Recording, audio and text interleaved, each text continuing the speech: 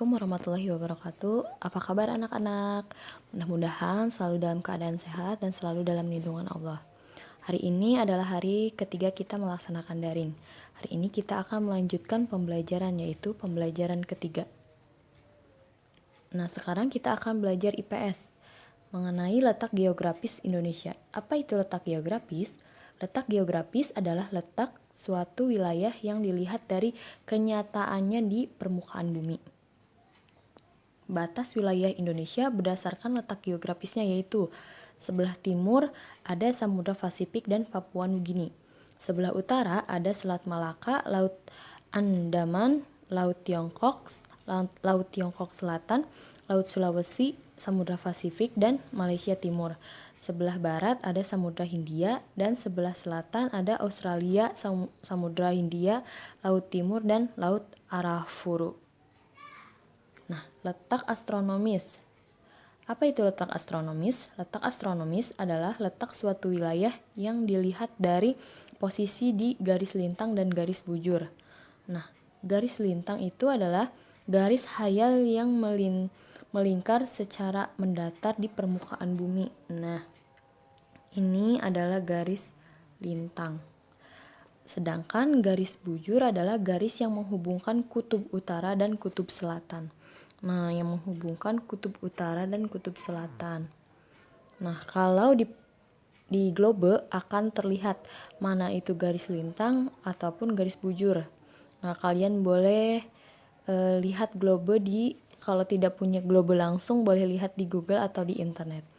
Nah, letak astronomis Indonesia yaitu 6 derajat lintang utara sampai 11 derajat lintang selatan dan 95 derajat bujur timur sampai 141 derajat bujur timur. Nah, sekarang kita akan belajar kondisi geografis Indonesia. Di sini ada Pulau Sumatera dan Pulau Jawa. Nah, kalau Pulau Sumatera itu menyerupai moncong buaya. Kalau Pulau Jawa itu menyerupai badannya buaya. Nah, kalau dilihat di peta Indonesia secara keseluruhan, Pulau Jawa dan Pulau Sumatera saling berdekatan. Nah, Pulau Sumatera ini di sebelah sininya. Nah, makanya Ibu agar kalian bisa memahami dan mengingat dengan mudah, jadi Ibu mengibaratkan kedua pulau tersebut sebagai kepala buaya dan badan buayanya agar kalian mudah memahami.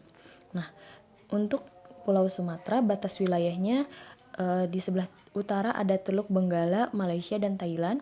Di sebelah timur ada Selat Malaka dan Pulau Kalimantan. Sebelah barat ada Samudra Hindia. Sebelah selatan ada Selat Sunda dan Pulau Jawa.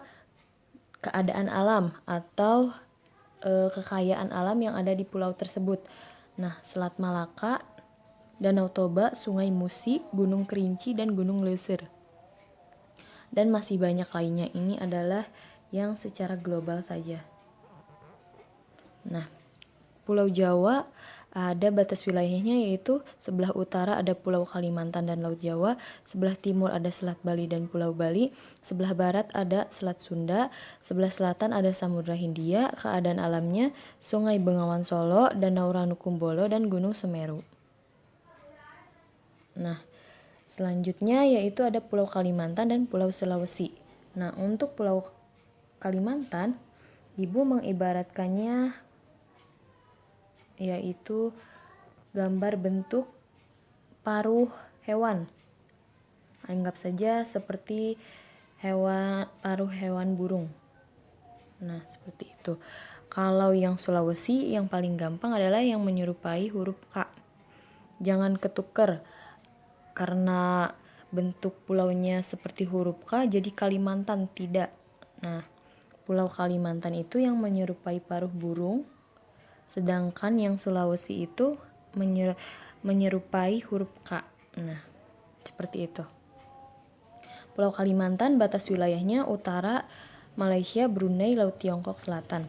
Di sebelah timur Selat Makassar dan Pulau Sulawesi, sebelah barat Laut Natuna dan Pulau Sumatera, sebelah selatan Laut Jawa dan Pulau Jawa. Nah, keadaan alamnya Sungai Kapuas, Danau Bangkau, Gunung Raya, dan Gunung Kinabalu. Nah, untuk Pulau Sulawesi, batas wilayahnya di utara ada Laut Sulawesi dan Filipina, di timur ada Laut Maluku dan Kepulauan Maluku, sebelah barat Selat Makassar dan Pulau Kalimantan, sebelah selatan Laut Flores dan NTT. Keadaan alamnya yaitu Sungai Poso, Danau Tempe, Gunung Kelabat, dan Gunung Lokon. Nah, selanjutnya yaitu ada Pulau Bali.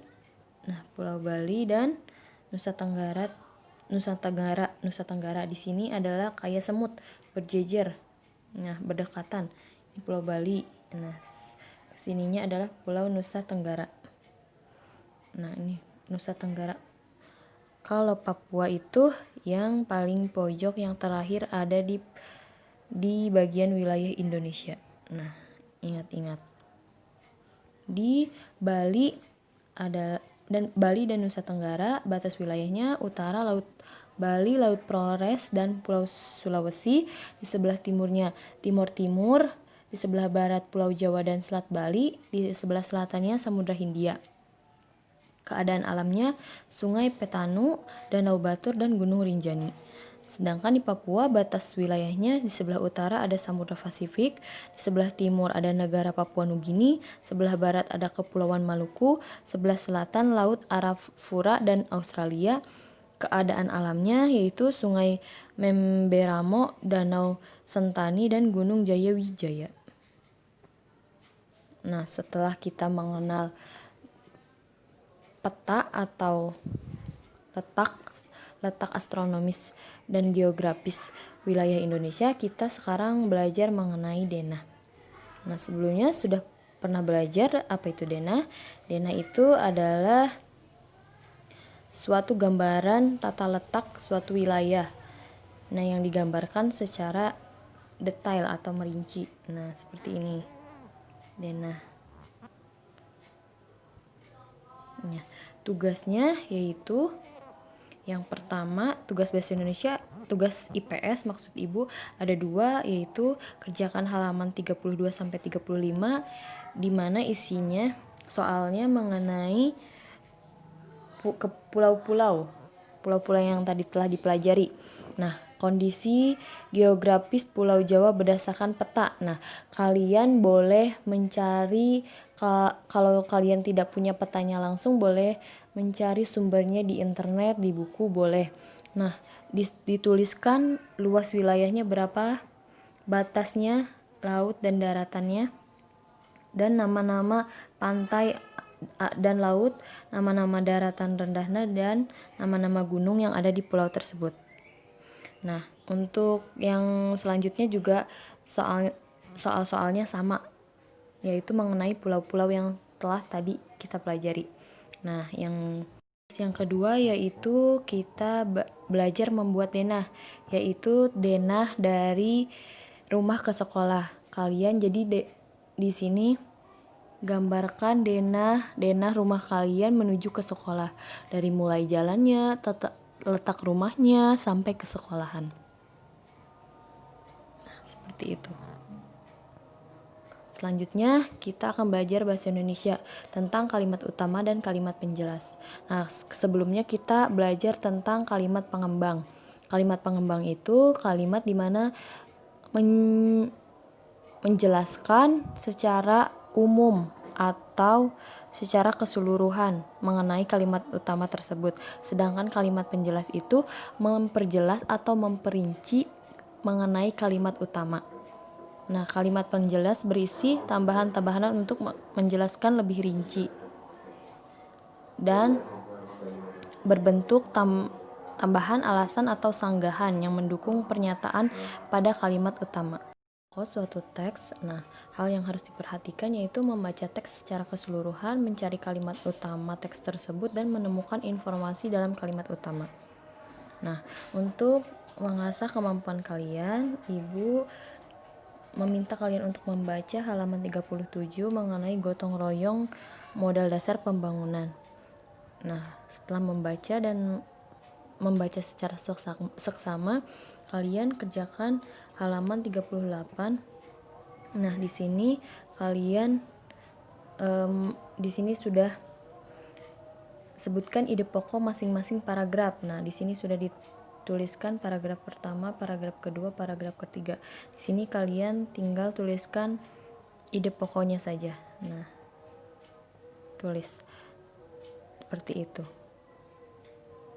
Selanjutnya yaitu di sini sudah di halaman 39.